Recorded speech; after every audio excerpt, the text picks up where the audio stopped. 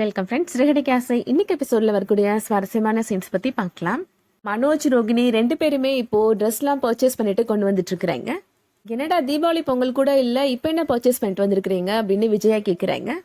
எங்க லைஃப்ல தீபாவளி வந்துருச்சு அப்படின்னு சொல்றாரு மனோஜ். செலிப்ரேஷன் ஸ்டார்ட் ஆயிடுச்சு அப்படின்னு சொல்றாரு. இப்போ ரோகிணி ரொம்ப சந்தோஷமா அப்பா எனக்காக 15 லட்சம் ரூபாய் பணம் அனுப்பி வச்சிருக்கிறாரு அப்படின்னு சொல்றாங்க. உங்க அப்பா ஜெயில இருந்து வந்துட்டாரா அப்படின்னு அண்ணாமலை கேட்கிறாரு. அதை கேட்ட விஜயாவுக்கு ரொம்ப சந்தோஷமாயிருது. பாத்தீங்களா, நான் கோவில்லாம் கூட்டிட்டு போய் பரிகாரம் பண்ண உடனே உங்க அப்பா ஜெயில இருந்து வந்துட்டாரு அப்படின்னு சொல்றாங்க. அப்பா ஜெயில இருந்துலாம் வரல ஆண்டி அப்படின்னு சொல்றாங்க ரோகிணி. அப்பா ஜெயிலுக்கு போறதுக்கு முன்னாடி கொஞ்சம் பணத்தை கொடுத்து வச்சிருந்திருக்கிறாரு என்னோட மாமாட்ட அப்படின்னு சொல்றாங்க ரோகிணி. அதை அவர் இங்க வரும்போதே கொண்டு வந்திருக்கலாமே அப்படின்னு கேக்குறாங்க மீனா. ஃபிளைட்ல எல்லாம் அவளை கேஷ்லாம் கொண்டு வர முடியாது அப்படின்னு பொய் சொல்லி சமாளிக்கிறாங்க ரோகிணி.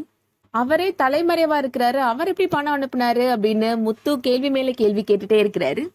அவரோட ஃப்ரெண்டுகிட்ட சொல்லி அனுப்புனாரு அப்படின்னு சளைக்காம பதில் சொல்லிட்டு இருக்கிறாங்க ரோகிணி. எது எப்படியும் பணம் கிடைச்ச வரைக்கும் சந்தோஷம்தான், நல்ல விஷயம்தான் அப்படின்னு சொல்றாரு முத்து. இவன் அப்பாட்ட இருந்து 27 லட்சம் ரூபாய் தூக்கிட்டு ஓடினான்ல, அதுல பாதி காசு இப்ப கிடைச்சிருச்சு அப்படின்னு சொல்றாரு முத்து. சரி, எங்களுக்கு சேர வேண்டிய பங்கு கொடுத்துரு அப்படின்னு சொல்றாரு முத்து. என்னடா நீ கேட்காம அமைதியா நிக்கிற அப்படின்னு ரவிட்ட சொல்றாரு. இது அவரோட மாமனார் அனுப்பின பணம், நம்ம எப்படி கேட்க முடியும் முத்து அப்படின்னு சொல்றாரு ரவி. சரி, நமக்கெல்லாம் கொடுக்க வேணாம், அப்பா கொடுக்க சொல்லு அப்படின்னு சொல்றாரு முத்து. அண்ணாமலை எப்போதும் போல நியாயமா பேசுறாரு. இது நம்ம வீட்டுக்கு வாழ வந்த பொண்ணுக்கு அவங்க அப்பா கொடுத்த பணம், இதை நம்ம வாங்கி வைக்க கூடாதுப்பா அப்படின்னு சொல்றாரு. பணத்தை தொலைச்சது இவன், ஏதோ ஒரு பொண்ணு தூக்கிட்டு ஓடி போயிடுச்சுன்னு சொன்னா அந்த பணம் இப்ப இருக்குதான்னு கூட தெரியல அப்படின்னு சொல்றாரு. இந்த பணம் ரோஹிணிக்காக அவங்களோட அப்பா அனுப்புனது, இதெல்லாம் நம்ம கேட்க கூடாதுடா அப்படின்னு சொல்லிடுறாரு அண்ணாமலை. நீங்க இப்படி அநியாயத்துக்கு நல்லவங்களா இருக்கிறனாலதான் அவங்களை எல்லாரும் ஏமாத்துறாங்கப்பா அப்படின்னு முத்து சொல்லிட்டு இருக்கிறாரு. உன் மாமனார் உன்னை நம்பி பணம் அனுப்பியிருக்கிறாரு, இனிமேலாவது சாமர்த்தியமா பொழைக்க பாருப்பா அப்படின்னு சொல்றாரு அண்ணாமலை. விஜயா சொல்றாங்க, அதெல்லாம் அவங்க நல்ல விதமா பண்ணுவாங்க, இந்த 15 லட்சத்தை ஒரு மாசத்துலயே 15 கோடி கூட ஆக்கிடுவாங்க அப்படின்னு சந்தோஷமா சொல்றாங்க. புது பிசினஸ் ஆரம்பிக்க போறீங்க, கங்க்ராச்சுலேஷன் அப்படின்னு ஸ்ருதி ரோகிணிக்கு வாழ்த்துக்கள் சொல்றாங்க. விஜயா அப்பவும் மீனாவை குத்தி காமிக்கிற மாதிரி பேசுறாங்க. நீ படிச்ச பொண்ணுமா, அதனாலதான் பெருந்தன்மையா விஷலாம் பண்ற அப்படின்னு சொல்றாங்க. சில பேருக்கு வயிற்றுச்சல், அதுதான் எதுவும் பேசாம அமைதியா இருக்கிறாங்க அப்படின்னு சொல்றாங்க. முத்து உடனே சொல்றாரு, அந்த சில பேர்னா அம்மா ஒன்னதான் மீனா சொல்றாங்க அப்படின்னு சொல்றாரு. மீனாவுமே நக்கலா, அதெல்லாம் தெரியுதுங்க அத்தை, வேற யாரை இவ்வளவு பாசமா சொல்ல போறாங்க அப்படின்னு சொல்றாங்க. ரோகிணி, எனக்கு இந்த மாதிரி எல்லாம் பேச தெரியாது, நீங்க செய்ய போற வியாபாரம் நல்ல விதமா வரணும்னு நான் கடவுள்கிட்ட வேண்டிக்கிறேன் அப்படின்னு சொல்லிடுறாங்க மீனா. மீனா, ரோகிணிக்கு ஒரு ஜூஸ் போட்டு கொண்டு வா அப்படின்னு சொல்றாங்க விஜயா. முத்து உடனே சொல்றாரு, இன்னும் 48 நாள் முடியல, அவங்களுக்கு நீ ஏதாவது வேலை செஞ்சேன்னா அதுக்கப்புறம் பரிகாரம் பலிக்காம போயிரும் அப்படின்னு சொல்றாரு. நானே ரோகிணிக்கு ஜூஸ் போட்டு கொடுத்துக்கிறேன் அப்படின்னு சொல்லிடுறாங்க விஜயா. முத்துவுக்கு மனசோரத்துல ஒரு டவுட் இருந்துட்டே தான் இருக்கு. மனோஜ்ட உண்மையாவே உன் மாமனார் உனக்காக பணம் அனுப்புனாரா அப்படின்னு கேக்குறாரு. ஆமாண்டா, ஏண்டா கேக்குற அப்படின்னு மனோஜ் கேக்குறாரு. ஒன்னும் இல்ல அப்படின்னு சொல்லிட்டு போயிடுறாரு முத்து. இருந்தாலும் முத்துவுக்கு இந்த டவுட் மனசுக்குள்ள இருந்துட்டே தான் இருக்கு. மீனாட்டையும் இத பத்தியே தான் பேசுறாரு. உண்மையாவே ரோகிணியோட அப்பா தான் இந்த பணத்தை அனுப்புனாரு நீ நினைக்கிறியா அப்படின்னு கேக்குறாரு மீனாட்ட. அதான் அவங்களோட மாமாட்ட கொடுத்து வச்சுட்டு போனாங்கன்னு சொன்னாங்கல்ல ரோகிணி அப்படின்னு சொல்றாங்க மீனா.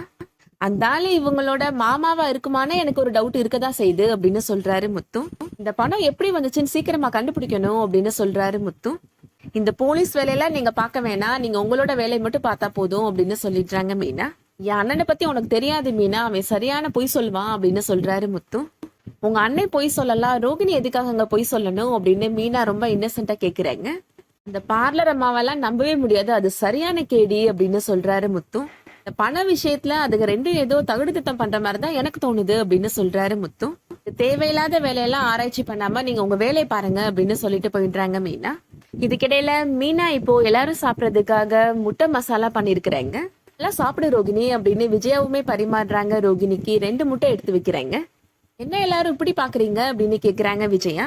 முத்து அண்ணாமலைட்ட சொல்றாரு, அம்மாவுக்கு இந்த ஞாபக மருந்துக்கான மாத்திரை வாங்கி கொடுப்பா அப்படின்னு சொல்றாரு. இன்னும் 48 நாள் இன்னும் முடியல, பார்லர் அம்மா இந்த மாதிரி நான்வெஜ் எல்லாம் சாப்பிடக்கூடாது அப்படின்னு சொல்றாரு முத்து. முட்டையெல்லாம் இப்ப வெஜிடேரியன் ஆக்கிட்டாங்க அப்படின்னு சொல்றாரு மனோஜ். முட்டை வெஜிடேரியனா, அது போடுற கோழி அப்ப வெஜிடேரியனா அப்படின்னு நக்கலா கேக்குறாரு முத்து. கையில கட்டியிருக்க காப்பே இன்னும் கலட்டல, அதுக்குள்ள இவங்க முட்டைலாம் சாப்பிட்டாங்கன்னா விரதம் பழிக்காம போயிரும் அப்படின்னு சொல்றாரு முத்து. மீதி வர வேண்டிய 15 லட்சம் ரூபாய் வராம போயிட போகுது அப்படின்னு சொல்றாரு. அதை கேட்ட விஜயா, எங்க பணம் வராம போயிருமோ அப்படின்னு சொல்லிட்டு, நீ இதெல்லாம் சாப்பிடாதமா அப்படின்னு சொல்லிடுறாங்க. இவ விரதம் இருக்கிறப்ப நீ எதுக்காக முட்டை மசாலா செஞ்ச அப்படின்னு திட்டுறாங்க மீனாவை. ரோகிணிக்காக நான் தனியா சட்னி வச்சிருக்கிறேன் அத்தை அப்படின்னு சொல்றாங்க மீனா. ரோகிணி தட்டுல இருந்த முட்டையெல்லாம் எடுத்துடுறாங்க. நீ சட்னி தொட்டு சாப்பிடுமா அப்படின்னு சொல்லிடுறாங்க. முத்து இப்போ நீயும் சாப்பிடக்கூடாதுடா அப்படின்னு சொல்லிட்டு மனோஜ் தட்டுல இருந்த முட்டையுமே எடுத்து சாப்பிடுறாரு. ஸ்கூல் படிக்கிற காலத்துல இருந்து இவன் தானே முட்டை நிறைய வாங்குவான், இவனே சாப்பிடட்டும் அப்படின்னு சொல்லிடுறாரு மனோஜ். எதுவா இருந்தா என்ன, வெஜிடபிள்ஸும் நல்லதுதான், என்ன இருந்தாலும் நான் ரொம்ப சந்தோஷமா சாப்பிடுவேன் அப்படின்னு சொல்றாரு மனோஜ். மனோஜ் சொல்றாரு, ரோகிணியோட அப்பா என்னோட பேர்ல 15 லட்சம் ரூபாய் அனுப்புனதுக்கு அப்புறம் தான் எனக்கு ஒரு கான்பிடென்ட்டே வந்திருக்கு அப்படின்னு சொல்றாரு. என்னை கிண்டல் பண்ணி பேசின எல்லாரையும் வாயடிக்க வச்சிருவேன் அப்படின்னு சொல்றாரு மனோஜ். முத்து சொல்றாரு, ஆமாண்டா முட்டை சாப்பிட்டு ஏற்கனவே வாய் அடைச்சு போச்சு அப்படின்னு நக்கலா சொல்றாரு. கிண்டல் பண்றியா, பண்ண இனிமே இதெல்லாம் என்னை ஒன்றும் பண்ணாது அப்படின்னு சொல்றாரு மனோஜ். அவன் பொறாமையில பேசுறான்டா அப்படின்னு சொல்றாங்க விஜயா. உன் மாமனாருக்கு உன் மேல அக்கறை இருக்க போய் தான் உனக்காக 15 லட்சம் ரூபாய் பணம் அனுப்பி வச்சிருக்கிறாரு அப்படின்னு ரொம்ப சந்தோஷமா சொல்றாங்க விஜயா. ரோகிணியோட அப்பா தான் இந்த பணத்தை அனுப்பியிருக்கிறாரு அப்படின்னு முழுசா நம்பிடுறாங்க விஜயா. ரோகிணியோட சுயரூபம் தெரிய வந்ததுக்கு அப்புறம் தான் விஜயா எந்த மாதிரி ரியாக்ட் பண்ண போறாங்கன்றத வெயிட் பண்ணி பார்க்கலாம். இந்த வீடியோ பிடிச்சிருந்துச்சுன்னா லைக் பண்ணிக்கோங்க. ரெகுலரா சீரியல் அப்டேட்ஸ்க்கு நம்ம சேனலை சப்ஸ்கிரைப் பண்ணிக்கோங்க. தேங்க்ஸ் ஃபார் வாட்சிங்.